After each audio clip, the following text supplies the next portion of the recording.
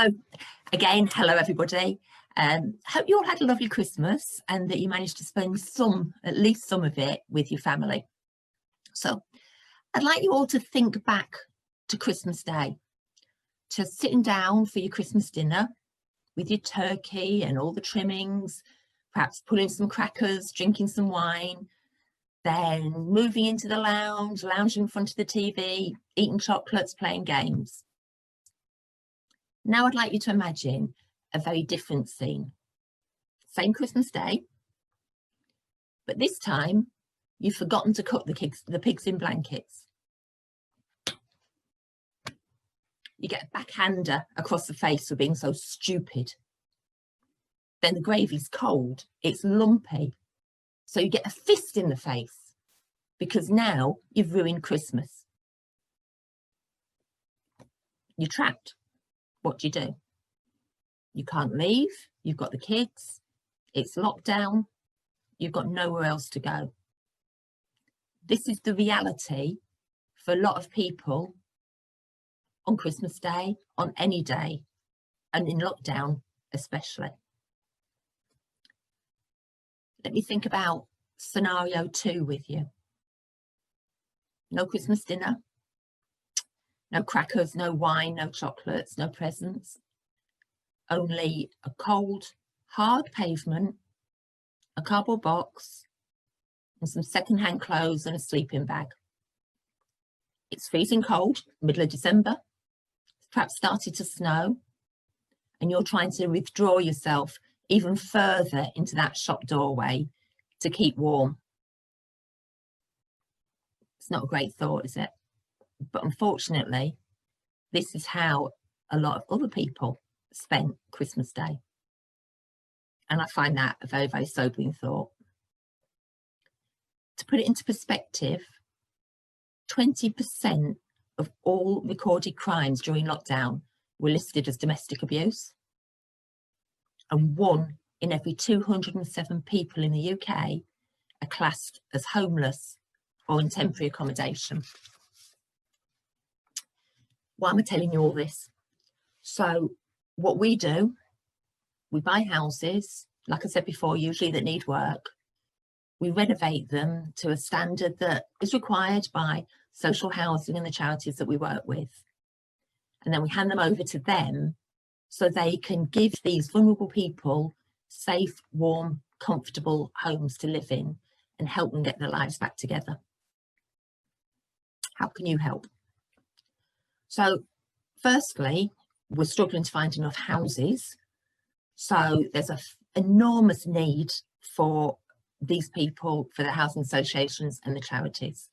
So we need to talk directly with people who are thinking about selling, thinking about moving. And unfortunately, in the current situation, people who perhaps can no longer afford the current house they have, they can't afford the mortgage, they can't afford the bills. If we can talk directly to these people, then we can hopefully help them move quicker too, and it helps us get houses quicker. We also need to fund these purchases. So go get a mortgage, everybody says. But the problem with the traditional mortgage system is it doesn't give us the speed or the flexibility that we need to do these things straight away. So what we do is work with private individuals who do a private loan into our business at a fixed rate for 12 months or more if they want. The benefit to that individual is that we will pay them up to 50 times more than they could get in the bank at the moment. Bank rates are potentially going to go into negative interest. It's been like that in Denmark for the last 10 years, so it's not an impossibility. So you'll have to pay to save. But we will give you a fixed return on that. You're also helping others get themselves into a better situation, get back on their feet and get their lives together so they aren't vulnerable or suffering anymore. So to give you an idea of what that means in terms of your money, if you have £20,000 as an example, sitting in the bank, or even in one of the ISAs, where the rates are between 0.1% and maybe 1.5%, But if you've got that money in the bank at 0.1%, you will get £20 a year interest on your £20,000. If you invest it in our business to help these vulnerable people, you will get a return of between £800 and £1,000 per year on that money, depending on the project. So you're helping people. You are going to be way, way better off than if your money is sitting there. It's all done through loan agreements that have been written up by solicitors. Depending on the amount you want to invest, there's opportunity for charges. But what I would just say is, please, please talk to us if this is something you're interested in. If you know anybody who might be in that situation where they've got money sitting there or they've got a house they need to sell, please put them in touch, because the sooner we can get these houses and get them done up and these people off the streets or out of a domestic violence situation, the more people we can help. So I'm done, but open to any questions that you might have. We've got a little bit of time if anyone does have any questions. I've got a question. I'd love to connect with you, Jackie, because I'm a property developer. Cool. Be interesting to maybe have a one-to-one outside of this meeting. Yeah, absolutely. But so what percentage do you pay for? So typically, if somebody was to lend you 20,000, what percentage do you pay monthly? Again, depending on the project, we're normally paying about 4 to 5%, because that way, if we started paying, say, 10% or more, then we would be able to do less projects because of the amount we would have to pay back in interest. So we tend to do about 4 to 5%, because that means that we can roll more projects out.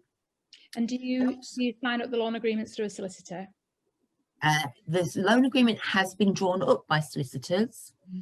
If we start paying solicitors' fees to put every loan agreement through a solicitor, then again, it starts to make things not viable unless somebody is funding the majority of the project cost. Yeah. We always say to people, if you want to go to a solicitor and do it, by all means, you're very welcome to do it. All loan agreements, we get them witnessed. We ask our clients to get them witnessed. If people want a restriction or a charge because they've put in the majority of the cost of the project, that's absolutely fine.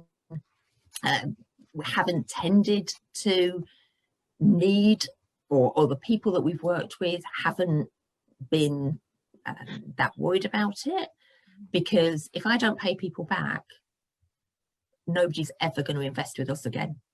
So, I mean, we've raised just over £1 million in private investment in the last 3 years, which sounds a huge amount. Most of that money's been paid back, so it's not like we're sitting on a nice big pot. But like I say, it's down to that know, like and trust primarily, because that's why I like to talk to people. I'd never just say on the internet, oh, just give us your money and off you go. People have to understand where we're coming from and kind of be on the same page, have the same values, and know that they're going to get their money back. Yeah. All right, thank you. Jackie, do you have a maximum and a minimum amount that people can invest?